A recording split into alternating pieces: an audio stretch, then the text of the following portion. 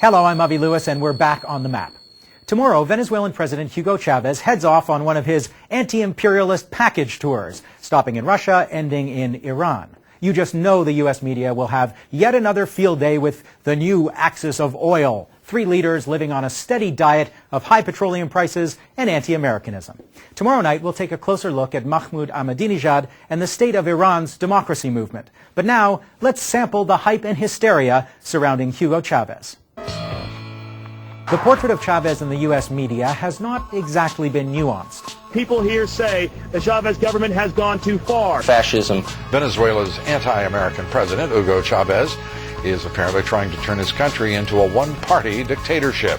But in fact, Chavez is a complicated and contradictory figure. Elected in 1999, he was briefly deposed in a coup in 2002. The United States embarrassed itself by rushing to recognize the new government. President Chavez has resigned the presidency. And then watched as Chavez returned to power days later on the strength of massive support from the streets. He has since won another landslide election and a huge plebiscite to change the Constitution. And he's using the country's oil wealth to fund a big increase in social spending. More than 50% of Venezuelans now have free health care. And since Chavez came to power, more than 1 million people have gained basic literacy skills. On the other hand, he's constantly fueling his critics' charges of megalomania. The Congress he dominates just recently gave him the power to rule by decree in some key areas. Last month, he sparked energetic opposition protests when he decided not to renew the license of a hostile private TV station. And he tests the patience of his allies with his rhetorical excess, like his famous comment about the whiff of sulfur following Bush at the podium of the UN General Assembly. Good political entertainment, and maybe because of that, the talk about Chavez often stays on the theatrical surface. In fact, there's a profound shift underway in Latin America, and Chavez is at the heart of it. So for a very un-Fox News conversation, I'm joined now by 2 compulsive Chavez watchers. Jennifer McCoy is director of the Americas program at the Carter Center in Atlanta. And Mark Weisbrot is with the Center for Economic and Policy Research. He's in Washington. Hi, Mark. Hi, Avi. Hi, Jennifer. Welcome to On the Map. Thanks, Avi. So, Jennifer, he's called George Bush the devil, and that's actually mild language compared to what he uses to describe his domestic opposition in Venezuela. Chavez is a colorful character. So what? Well, he loves to be confrontational. That's true.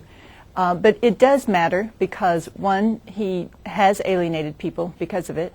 But 2, it also has political consumption. And so when he talks about the United States as the devil and the evil one and George Bush, that can help to generate his political supporters at home, but also create more tensions with the United States and the United States Congress as well as the executive branch. Mark, Chavez is great at the confrontational thing and keeping himself in the headlines. Is it good for Venezuelans?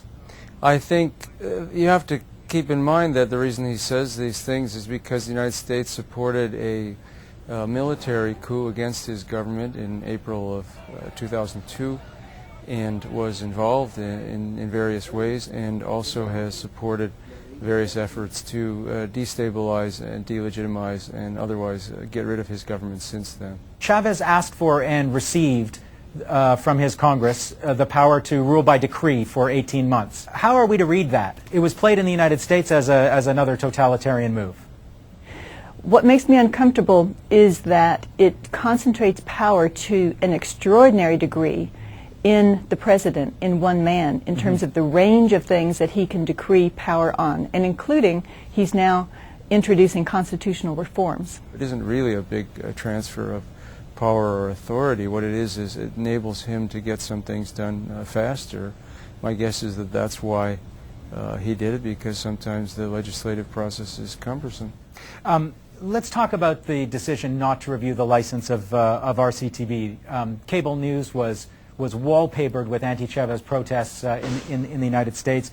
Lou Dobbs, who I think of as sort of the thought bubble over America's subconscious come to life, said that Chavez was turning his country into a one-party dictatorship. Tucker Carlson called it fascism.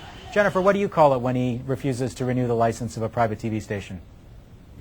Well, I can understand his political reasons, and that the private media in Venezuela have in the past played a political role and a very strong opposition role in really entering into the political arena, and that is a large part of his gripe against them.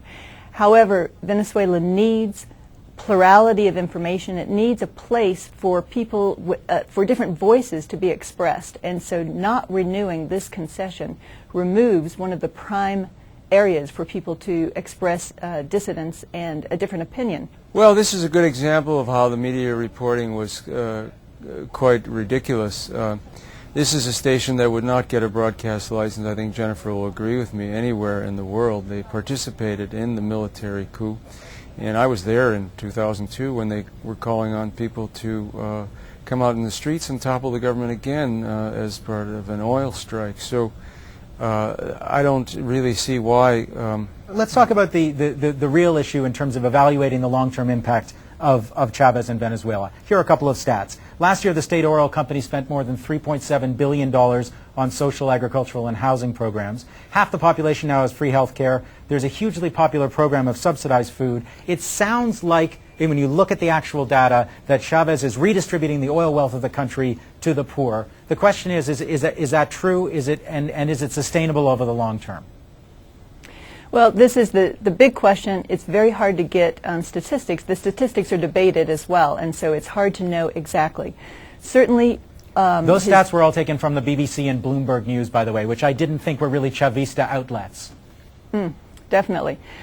His main contribution has been to give the poor hope and to feel that they are finally represented in that country. That has been his genius, his ability to communicate with people and to give them hope. Oh, okay. Hold on, Jennifer. But he's not. People aren't eating hope in Venezuela. People, exactly. Right. People are eating food, and the food is subsidized by the government. And there's a huge proportion of the population still living on less than $2 a day. So it's more than hope. It's more concrete than that.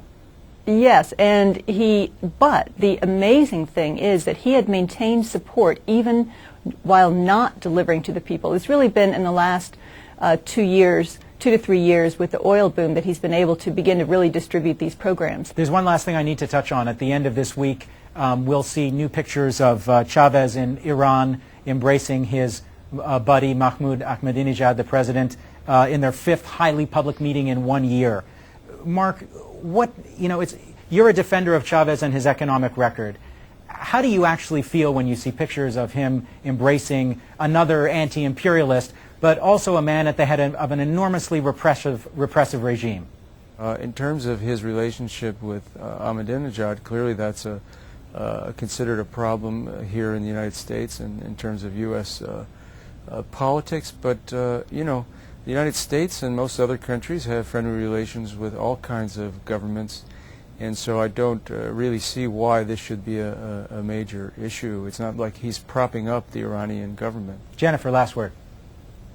Well, he certainly has made friends with a lot of people who are unfriendly towards the United States, and that's part of his larger foreign policy goal of trying to counter the power of the United States in the world. But it does not engender much confidence within the United States to see the kinds of countries that he's chosen for some of his friendships.